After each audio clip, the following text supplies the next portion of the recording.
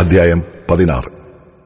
ബയേശയ്ക്ക് വിരോധമായി ഹനാനിയുടെ മകൻ യേഹൂവിന് യഹോവയുടെ അരുളപ്പാടുണ്ടായതെന്തെന്നാൽ, ഞാൻ നിന്നെ പൊടിയിൽ നിന്നുയർത്തി എന്റെ ജനമായ ഇസ്രായേലിന് പ്രഭുവാക്കി വെച്ചു. നീയോ യൊരോബെയാമിന്റെ വഴിയിൽ നടക്കുകയും തങ്ങളുടെ പാപങ്ങളാൽ എന്നെ കോപിപ്പിക്കത്തക്കവണ്ണം എന്റെ ജനമായ ഇസ്രായേലിനെ കൊണ്ട് പാപം ചെയ്യിക്കുകയും ചെയ്യുകയാൽ, ഇതാ ഞാൻ ബയേശയെ അവന്റെ ഗൃഹത്തെയും അശേഷം അടിച്ചുവാരിക്കളയും. നിന്റെ ഗൃഹത്തെ നെബാത്തിന്റെ മകനായ യൊരോബെയാമിന്റെ ഗൃഹത്തെ പോലെയാക്കും. ബയേശയുടെ സന്തതിയിൽ പട്ടണത്തിൽ വെച്ച് മരിക്കുന്നവനെ നായ്ക്കൾ തിന്നും, വയലിൽ വെച്ച് മരിക്കുന്നവനെ ആകാശത്തിലെ പക്ഷികൾ തിന്നും. ബയേശയുടെ മറ്റുള്ള വൃത്താന്തങ്ങളും അവൻ ചെയ്തതും അവന്റെ പരാക്രമ പ്രവൃത്തികളും ഇസ്രായേൽ രാജാക്കന്മാരുടെ വൃത്താന്ത പുസ്തകത്തിൽ എഴുതിയിരിക്കുന്നുവല്ലോ. ബയേശ തന്റെ പിതാക്കന്മാരെ പോലെ നിദ്ര പ്രാപിച്ചു. അവനെ തിർസായിൽ അടക്കം ചെയ്തു. അവന്റെ മകൻ ഏല അവനു പകരം രാജാവായി. ബയേശ യൊരോബെയാമിന്റെ ഗൃഹത്തെ പോലെ ഇരുന്ന് തന്റെ കൈകളുടെ പ്രവൃത്തിയാൽ യഹോവയെ ക്രുദ്ധിപ്പിച്ചു. യഹോവയ്ക്ക് അനിഷ്ടമായുള്ളതൊക്കെയും ചെയ്യുകയും അവരെ കൊന്നുകളയുകയും ചെയ്തതുകൊണ്ട്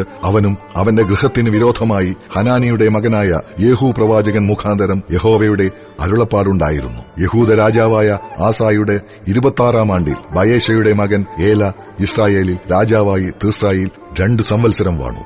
എന്നാൽ രഥങ്ങളിൽ പകുതിക്ക് അധിപതിയായ സിമ്രി എന്ന അവന്റെ ഭൃത്യൻ അവന് വിരോധമായി കൂട്ടുകെട്ടുണ്ടാക്കി. അവൻ തിർസ രാജധാനി വിചാരകനായ അർസയുടെ വീട്ടിൽ കുടിച്ച് ലഹരി പിടിച്ചിരിക്കുമ്പോൾ സിമ്രി അകത്തുകടന്ന് യഹൂദ രാജാവായ ആസായുടെ 27-ാം ആണ്ടിൽ അവനെ വെട്ടിക്കൊന്ന് അവനു പകരം രാജാവായി. അവൻ രാജാവായി സിംഹാസനത്തിൽ ഇരുന്ന ഉടനെ ബയേശയുടെ ഗൃഹത്തെ മുഴുവനും നിഗ്രഹിച്ചു. അവനാകട്ടെ അവന്റെ ചാർച്ചക്കാർക്കാകട്ടെ പുരുഷപ്രജയായ ഒന്നിനെയും അവൻ ശേഷിപ്പിച്ചില്ല. അങ്ങനെ ബയേശയും അവന്റെ മകൻ ഏലായും തങ്ങളുടെ മിഥ്യാമൂർത്തികളാൽ ഇസ്രായേലിന്റെ ദൈവമായ യഹോവയെ കോപിപ്പിച്ചു. തങ്ങൾ ചെയ്തതും ഇസ്രായേലിനെ കൊണ്ട് ചെയ്യിച്ചതുമായ സകല പാപങ്ങളും നിമിത്തം യഹോവ യേഹൂ പ്രവാചകൻ മുഖാന്തരം ബയേശയ്ക്ക് വിരോധമായി അരുളി ചെയ്ത വചനപ്രകാരം സിമ്രി ബയേശയുടെ ഭവനത്തെ മുഴുവനും നിഗ്രഹിച്ചു കളഞ്ഞു.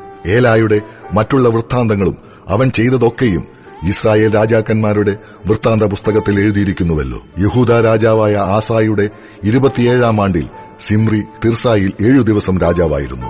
അന്ന് പടജ്ജനം ഫിലിസ്തീർക്കുള്ള ഗിബ്ബേഥോൻ നിരോധിച്ചിരിക്കുകയായിരുന്നു. സിമ്രി കൂട്ടുകെട്ടുണ്ടാക്കി രാജാവിനെ കൊന്നുകളഞ്ഞു എന്ന് പാളയം ഇറങ്ങിയിരുന്ന പടജ്ജനം കേട്ടപ്പോൾ എല്ലാ ഇസ്രായേലും അന്നുതന്നെ പാളയത്തിൽ വെച്ച് സേനാധിപതിയായ ഉമ്രിയെ ഇസ്രായേലിന് രാജാവാക്കി വാഴിച്ചു. ഉടനെ ഉമ്രി എല്ലാ ഇസ്രായേലുമായി ഗിബ്ബേഥോൻ വിട്ടുചെന്ന് തിർസായെ നിരോധിച്ചു. പട്ടണം പിടിപെട്ടു എന്ന് സിമ്രി കണ്ടപ്പോൾ രാജധാനിയുടെ ഉൾമുറിയിൽ കടന്ന് രാജധാനിക്ക് തീവെച്ച് അതിൽ മരിച്ചു കളഞ്ഞു.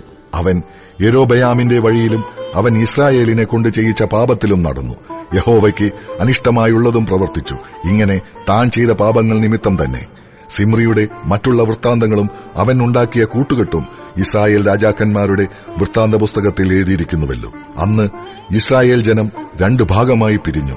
പാതിജനം ഗീനത്തിന്റെ മകനായ തിബ്നിയെ രാജാവാക്കേണ്ടതിന് അവന്റെ പക്ഷം ചേർന്നു. പാതിജനം ഉമ്രിയുടെ പക്ഷം ചേർന്നു. എന്നാൽ ഉമ്രിയുടെ പക്ഷം ചേർന്ന ജനം ഗീനത്തിന്റെ മകനായ തിബ്നിയുടെ പക്ഷം ചേർന്ന ജനത്തെ തോൽപ്പിച്ചു. അങ്ങനെ തിബ്നി പട്ടുപോകുകയും ഉമ്രി രാജാവാകുകയും ചെയ്തു. യഹൂദ രാജാവായ ആസായുടെ 31-ാം ആണ്ടിൽ ഉമ്രി ഇസ്രായേൽ രാജാവായി 12 സംവത്സരം വാണു. തിർസായിൽ അവൻ 6 സംവത്സരം വാണു. പിന്നെ അവൻ ശേമേരിനോട് ശമര്യാമല 2 താലന്ത് വെള്ളിക്ക് വാങ്ങി ആ മലമുകളിൽ പട്ടണം പണിതു. താൻ പണിത പട്ടണത്തിന് മലയുടമസ്ഥനായിരുന്ന ശേമേരിന്റെ പേരിൻ പ്രകാരം ശമര്യ എന്നു പേരിട്ടു. ഉമ്രി യഹോവയ്ക്ക് അനിഷ്ടമായുള്ളത് ചെയ്തു. തനിക്ക് മുമ്പുണ്ടായിരുന്ന എല്ലാവരേക്കാളും അധികം ദോഷം പ്രവർത്തിച്ചു. എങ്ങനെയെന്നാൽ അവൻ നെബാത്തിന്റെ മകനായ യൊരോബെയാമിന്റെ എല്ലാ വഴിയിലും ഇസ്രായേലിന്റെ ദൈവമായ യഹോവയെ തങ്ങളുടെ മിഥ്യാമൂർത്തികളാൽ കോപിപ്പിക്കത്തക്കവണ്ണം ഇസ്രായേലിനെ കൊണ്ട് പാപം ചെയ്യിച്ച പാപങ്ങളിലും നടന്നു. ഉമ്രി ചെയ്ത മറ്റുള്ള വൃത്താന്തങ്ങളും അവൻ ചെയ്ത പരാക്രമ പ്രവൃത്തികളും ഇസ്രായേൽ രാജാക്കന്മാരുടെ വൃത്താന്ത പുസ്തകത്തിൽ എഴുതിയിരിക്കുന്നുവല്ലോ. ഉമ്രി തന്റെ പിതാക്കന്മാരെ പോലെ നിദ്ര പ്രാപിച്ചു. ശമര്യയിൽ അവനെ അടക്കം ചെയ്തു. അവന്റെ മകനായ ആഹാബ് അവനു പകരം രാജാവായി. യഹൂദ രാജാവായ ആസായുടെ 38-ാം ആണ്ടിൽ ഉമ്രിയുടെ മകനായ ആഹാബ് ഇസ്രായേലിൽ രാജാവായി. ഉമ്രിയുടെ മകനായ ആഹാബ് ശമര്യയിൽ ഇസ്രായേലിനെ 22 സംവത്സരം വാണു.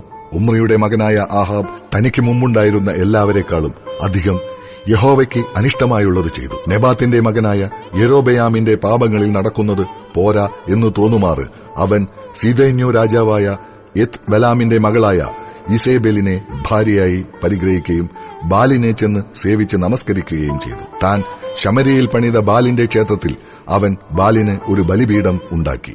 ആഹാബ് ഒരു അശേര പ്രതിഷ്ഠയും ഉണ്ടാക്കി.